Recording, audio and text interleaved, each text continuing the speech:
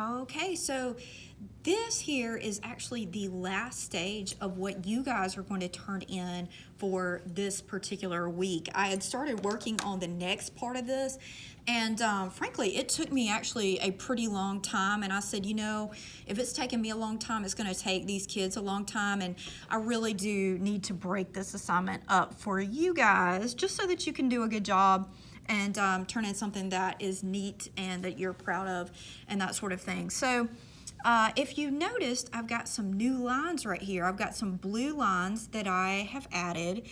And what these lines are doing, and these are cutting across this thing vertically but curved, they are creating more of that three-dimensional look to my piece. It really does help whenever you're doing cross contour to actually go in both directions. You do not have to. One thing that I do want you to do is at least have that red line in the middle right there. But if you're looking at this, if you're looking at your drawing and you're thinking, that is just not really helping with the shape. And for instance, also, if you took tape and you put tape around the actual object that you did in the curve, and you kind of did more of a cross-hatched pattern with that, and you'll see I've got examples of that actually in the handout. It may be something that you could do as well.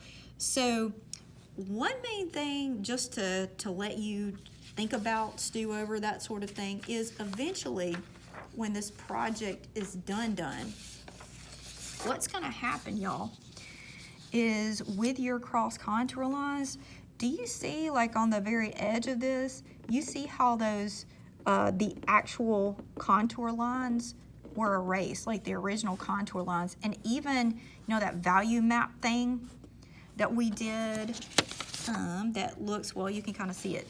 It's kind of faint right here, but you can see it right there.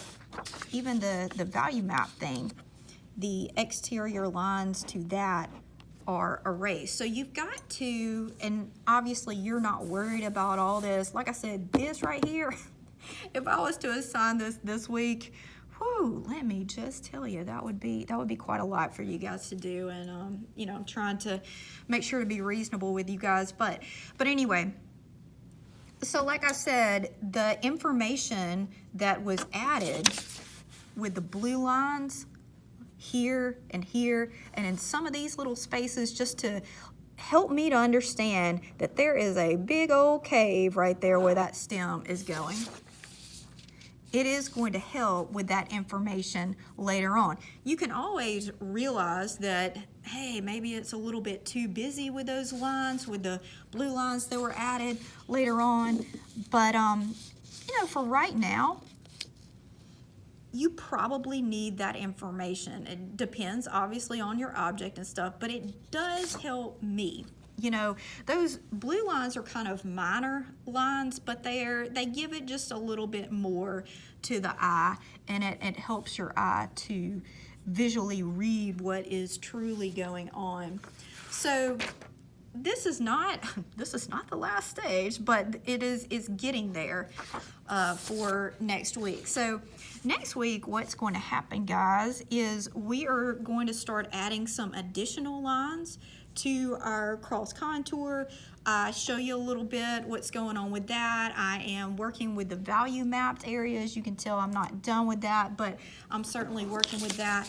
And we'll be also doing this. I'm not really sure if we're going to get to the background or whatever next week, but I'm going to see time-wise and really just based on your performance so far with what you're doing, I'll gauge as to what we need to do. But anyway, I hope y'all are okay. And if you have any questions about this particular assignment after looking at the instructions as well as this video, y'all just let me know, and y'all have a blessed one.